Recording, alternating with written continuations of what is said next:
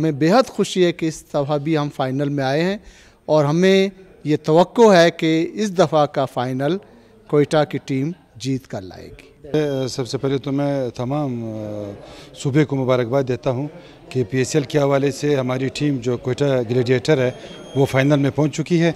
ये हमारे लिए बाइस फ़ख्र वाली बात है कि पूरे मुल्क में और पूरे सूबे में जो है ना हमारी टीम फ़ाइनल तक पहुंच चुकी है, लिहाजा हमें उनका साथ देना चाहिए।